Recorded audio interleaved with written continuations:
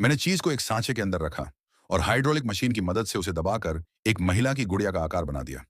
क्योंकि गुड़िया का शरीर लगातार पिघल रहा था, इसलिए मुझे उसे ठंडे चैम्बर में रखकर कम तापमान पर स्थिर करना पड़ा।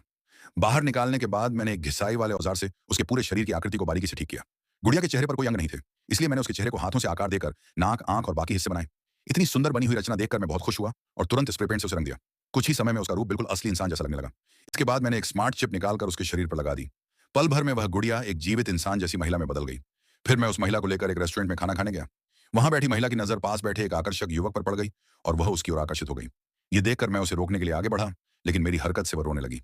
सामने बैठे युवक ने तुरंत सीटी बजाई और रेस्टोरेंट के गार्ड मेरे पास आकर मुझे पकड़ने लगे। इसी मौके का फायदा उठाकर मैंने कमरे का तापमान बढ़ा दिया। महिला के हाथ जल्दी जल्दी पिघलने लगे और उसका मुंह भी खराब हो गया। अच्छी बात यह थी कि पास में बर्फ की एक बाल्टी रखी थी। उसने बर्फ से अपने हाथ ठंडे किए और अपने खराब हुए मुंह की जगह एक सॉसेज लगा लिया। उस युवक को कुछ भी अजीब नहीं लगा। वह युवक महिला की आंखों पर पट्टी बांधकर उसे एक गर्म पानी के झरने, हॉट स्प्रिंग के पास ले गया। जैसे ही वह पानी में उतरी, उसका शरीर धीरे धीरे पूरी तरह घुलने लगा। यह देखकर युवक हैरान रह गया। इसके बाद मैंने फिर से चीज को सांचे में रखा और इस बार हाइड्रोलिक मशीन से 8 पैक एब्स वाला एक पुरुष गुड़िया का मॉडल बनाना शुरू कर दिया।